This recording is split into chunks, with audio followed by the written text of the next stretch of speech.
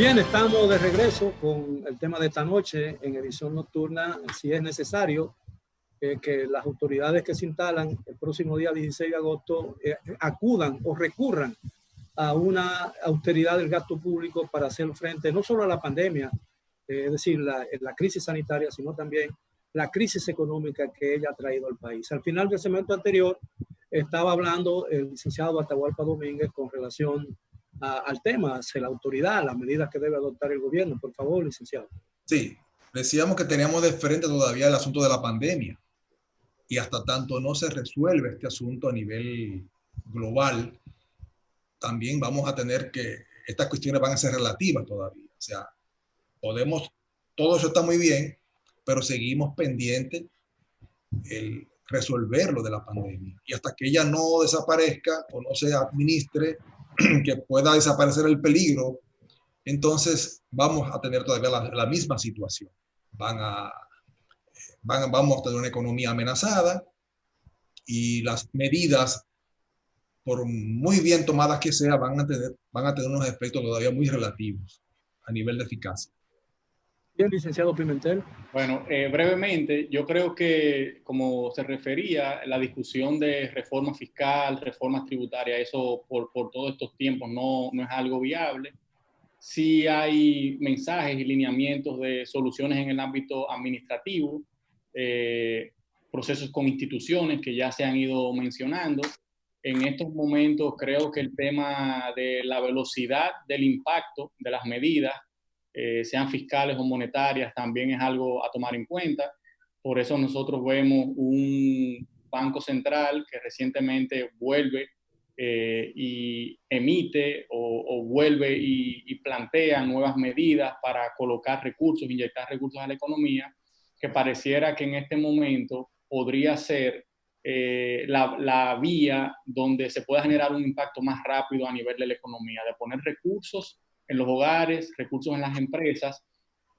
No obstante, cuando hablamos de que hay que seguir con la expansión, y evidentemente es lo que están haciendo la mayoría de las economías del mundo, es colocar recursos para tratar de reactivar la economía, pero eso implica que mientras se van cayendo los ingresos, no hay más recursos y tenemos que seguir aumentando el endeudamiento externo, lo cual no es simplemente una opción, sino que es la opción, que es otro factor que se coloca, porque sí hay que expandir, pero los recursos no están disponibles y hay que buscarlo en el exterior.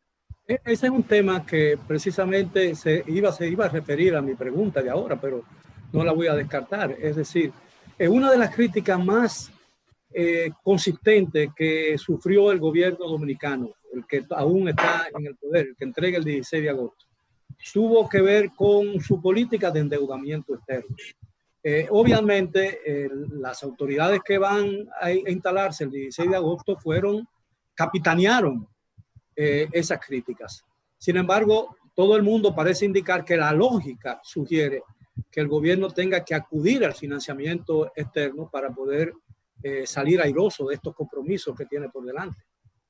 ¿Opinan ustedes así o no? Claro, si me permite, yo lo resumo y mi enfoque siempre ha sido en la responsabilidad del endeudamiento. Creo que es lo más importante y algo que se viene exigiendo y que inclusive anda una ley que lo he referido en este programa, un proyecto de ley de responsabilidad fiscal que no se ha querido discutir, no se ha querido aprobar. Podría ser una solución interesante. En estos momentos de crisis, el actuar con la responsabilidad es fundamental y creo que por eso es importante que ya para esta transición sean designadas, como se ha venido haciendo, no solamente el ministro de Hacienda, sino quienes van a estar en las otras dependencias para lograr una transición que es especial, no por la fecha de las elecciones, sino por el momento de crisis que amerita un traspaso adecuado, la dirección de contabilidad, la dirección de presupuesto, impuestos internos, aduanas, que pueda haber un proceso de transición adecuado en ese sentido. Bien, licenciado Carán. Bueno, yo he sido uno de los más críticos mayores al endeudamiento del gobierno, creo, y no estaba de acuerdo con que se siguiera endeudando en situaciones normales, pero en las circunstancias presentes yo apoyo el endeudamiento, sobre todo porque el origen de esta calamidad no es endógeno, es exógeno, viene de afuera. Entonces, filosóficamente hablando, yo creo que tenemos que recurrir al financiamiento externo. Y me parece que el Banco Central ha actuado con mucha habilidad, comenzando por obtener financiamiento en base con la garantía de los depósitos que ya tenemos en el Fondo Monetario Internacional y en el sistema bancario internacional como parte de la Reserva Monetaria. De manera que estoy de acuerdo con que se utilice el financiamiento y volver a tener una relación amigable con el fondo. Tiene dos ventajas adicionales, además de la ventaja misma de poder obtener recursos del fondo, que nos abre la puerta a organismos bilaterales y multilaterales y que nos puede ayudar en una renegociación de deuda.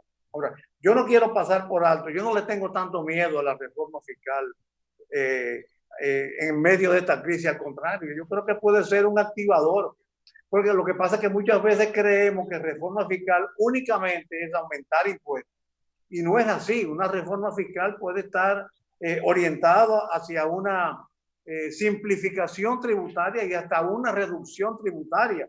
Y eso, si tú convocas a los actores que tienen que estar presentes para una reforma fiscal, que de acuerdo a la ley de la Estrategia Nacional de Desarrollo es el Consejo Económico y Social, donde están productores y trabajadores, a ambos le va a crear una mística estimuladora de la producción, que es lo que necesitamos, porque básicamente nosotros lo que necesitamos es producción y empleo. Y con más producción y con más empleo, automáticamente tú vas a tener más recaudaciones. En los años 60, cuando Balaguer llegó en el gobierno en el 66, que estableció aquellas leyes de incentivos, prácticamente para todos los sectores, muchos dijeron que el gobierno se va a quedar sin dinero, y al contrario, porque eso animó la economía, las recaudaciones aumentaron, y entonces el gobierno pudo tener excedentes económicos para ejecutar aquellas políticas que entonces se llamaron de varillo y cemento. De manera que no veo contradicción en que se aborde el encaramiento a la crisis de ahora con abordar una reforma fiscal. Al contrario, yo creo que puede ayudar, porque los agentes productivos de la nación, los productores, los empresarios y los trabajadores van a estar participando en el Consejo Económico y Social, que es el ente que, de acuerdo con la Ley de Estrategia y Desarrollo, tiene que abordar la reforma fiscal. Vamos a escuchar al licenciado de Rosario. Yo solamente quiero decir lo siguiente: el costo de la recuperación económica, no solamente para la economía dominicana, sino para el mundo, y se probó en el 2019, son dos: mayor endeudamiento y mayores déficits. Y podemos analizar la economía norteamericana, cómo se recuperó rápido. Siempre que se aplica una política expansiva del gasto en economías con balances fiscales tan débiles como la nuestra, el costo siempre será mayor endeudamiento y mayores déficits. En este escenario... Pero mientras el país pueda pagar, tiene que seguir acudiendo al financiamiento externo. Claro, ¿no? Lo acaba de decir el ministro de Economía, de que todavía hay espacio. Y recuerde que lo hemos tratado acá en el programa. Antes se hablaba de que un 40% del endeudamiento, de que un 30%, de que un 20% era muy alto. Luego lo fueron subiendo y ahora le dicen, mire, deber el 100% de lo que usted produce no es un problema. Es decir, los mismos organismos internacionales han ido flexibilizando los topes de deuda. ¿Por qué? Porque ha sido el mecanismo más expedito, más rápido que tienen los países como el nuestro para recuperarse. A raíz de la crisis financiera del 2008-2009, el Fondo Monetario y el Banco Mundial llenaron Europa de euros. Correctamente. Y a nosotros de dólares. De dólares. Acuérdate de una campaña electoral donde alguien dijo que tenía, qué sé yo, cuántos mil millones de pesos para financiarlo, y esos fueron dinero que vinieron de esos fondos del grupo de G20, que el grupo G20 puso al Fondo Monetario Internacional a cambiar su tradicional política de contractiva a expansiva. Sí. Bueno, pero el Fondo Monetario Internacional tiene que dejar de ser una leyenda negra, ¿no? Claro. Yo quiero a lo que decía Caram ahorita, y es que la crisis no es del gobierno. El gobierno es el ente que va a mediar para solucionar la crisis con la sociedad. De manera que no se puede uno decir, no cabría negarse a una reforma fiscal. Si la crisis es del país, de la economía, de todos, porque es así de toda la crisis, esas se socializan, entonces bien cabría en el contexto de una amplia discusión y comprensión de la situación, abrir el debate, la negociación para una reforma fiscal, que tiene que ver con esta ley de responsabilidad fiscal. O sea, el tema del endeudamiento, que es muy válido, hay que proceder, hay que avanzar en esto. Yo vuelvo e insisto que el gran detonante, porque endeudarse, evidentemente, cuando hablamos en temas macro, es un referente amplio. A mí lo que me preocupa es el endeudamiento y la definición para qué va a ser utilizado estos recursos. Claro. Entonces, sobre todo en un momento donde la planificación es casi imposible, que estamos en momentos de incertidumbre, de cambios acelerados, que abrimos, volvemos atrás, la claridad no tenemos la claridad para las proyecciones. Lo otro, por último, es que la reforma fiscal, las discusiones son discusiones políticas, no van a ser discusiones técnicas. O sea, a dónde se va, qué se va a hacer, en este momento, por el nivel de político que tiene, va a ser un proceso muy complejo entrar en esas discusiones, en cualquier espacio que se pueda hacer. Ahora, yo siempre he creído que uno de los grandes problemas de la República Dominicana, de la política dominicana, radica en que la dificultad que encontramos en ponernos de acuerdo, incluso en aquellos puntos en que acordamos o en que estamos de acuerdo, en que tenemos puntos de coincidencia, y las diferencias que son menores que las cosas en que coincidimos, entorpecen la marcha hacia una conciliación que busque la solución de los graves problemas nacionales a través de un gran acuerdo nacional. Eso ha resultado muy difícil. ¿Creen ustedes que hay ambiente para ese gran acuerdo? ¿O la crispación política prevalecerá por algún tiempo más en el ámbito político nacional? En lo personal, yo pienso que no es el momento para iniciar un proceso de discusión de reformas tan importantes como el Código de Trabajo, la seguridad social y la reforma fiscal. A un aparato productivo prácticamente desmantelado, en proceso de desmantelamiento, porque siempre decíamos, si la pandemia se prolonga más allá del segundo semestre, los resultados van a ser catastróficos para la economía, y ahí lo estamos viendo. El ingeniero Caram acaba de decir ahora que hay 52% de las pymes que están amenazadas para cerrar. Entonces, ¿de qué reforma fiscal vamos a discutir? Cuando aquí el problema del gobierno es bajar gastos, y para eso no hay que ir a una reforma fiscal, para bajar gastos. No hay que ir a una reforma fiscal. Para racionalizar gastos, no hay que ir a una reforma fiscal. La discusión de una reforma fiscal en el contexto dominicano es básicamente impositiva, porque el Estado tiene que generar recursos para hacer frente a esos déficits. Entonces, este no es el momento. No hay una recomposición política. Los partidos están todavía como en la resaca, ¿no?, de este proceso electoral. Yo creo que todavía no han hecho la primera reunión de su board directivo.